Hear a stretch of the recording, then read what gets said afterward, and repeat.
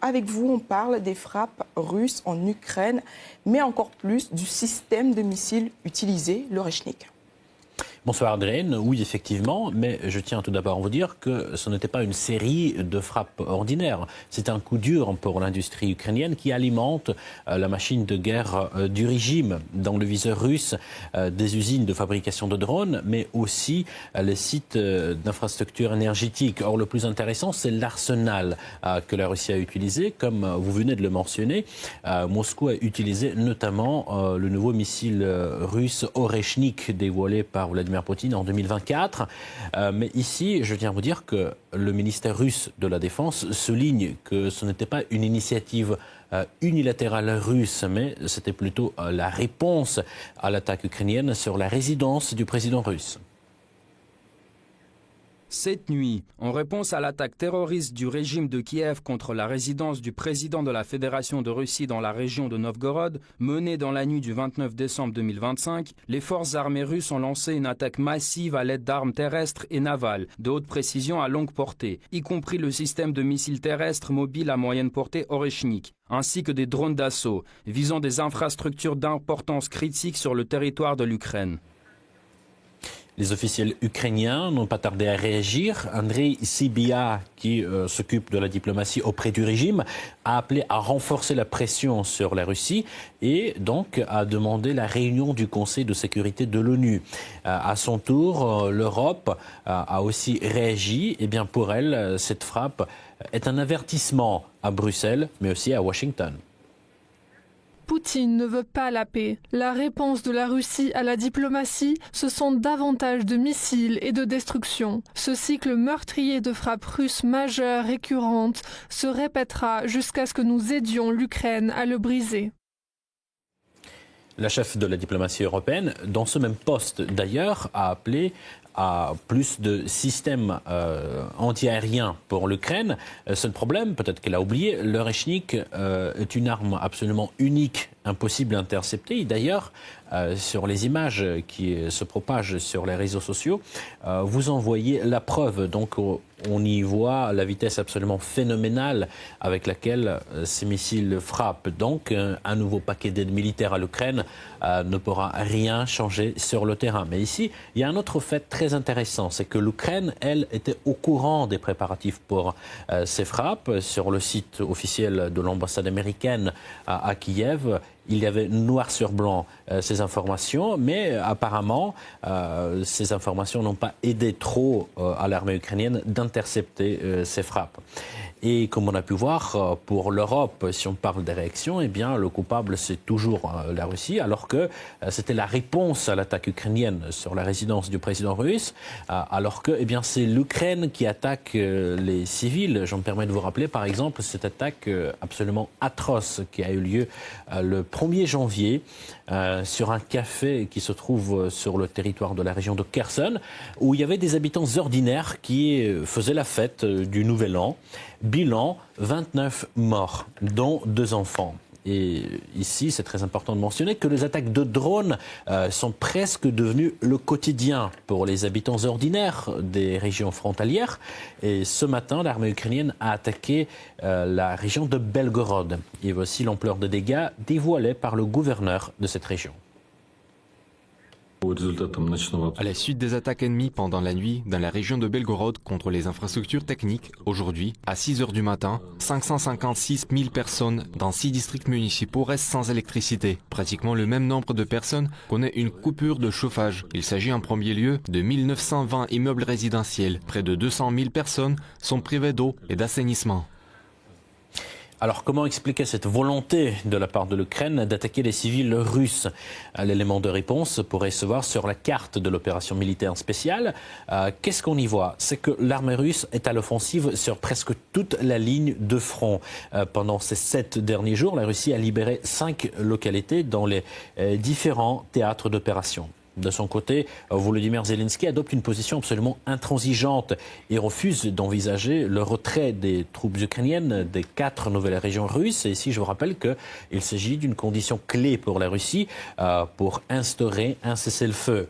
Donc, malgré une certaine intensification des pourparlers dans le cadre du processus de paix, c'est ce que l'on voit ces derniers jours, eh bien, on voit très peu de résultats concrets sur le terrain.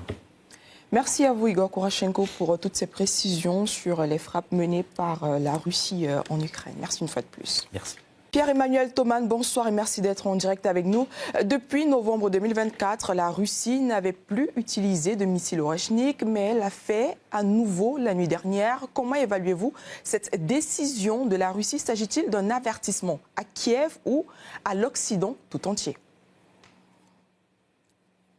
C'est d'abord une réplique à l'escalade poursuivie non seulement par Kiev, mais soutenue aussi par des membres de l'OTAN, dont Washington, de cibler les infrastructures énergétiques russes.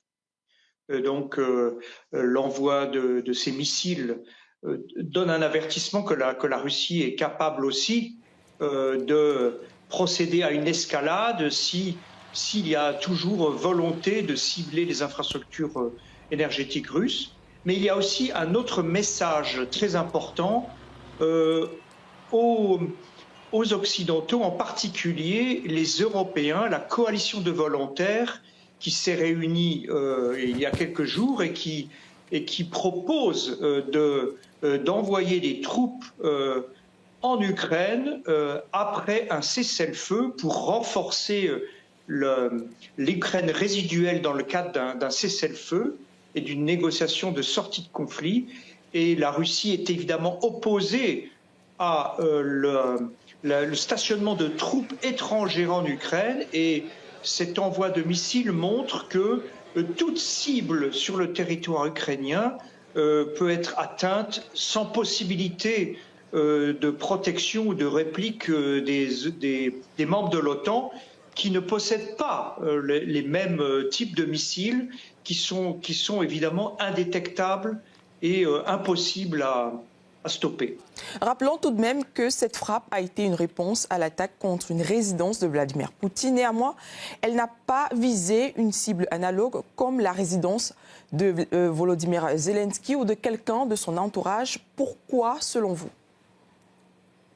Alors, ces frappes sont aussi, je ne l'ai pas mentionné, une réponse à le ciblage de la résidence de Vladimir Poutine, parce que la Russie ne répond jamais de manière identique et se réserve le droit de répondre de manière asymétrique à toute provocation. Cela permet de montrer que la Russie est responsable, que la Russie ne cible pas en priorité les objectifs civils et ne cherche pas à décapiter le gouvernement ukrainien comme il est toujours souvent annoncé dans les capitales occidentales.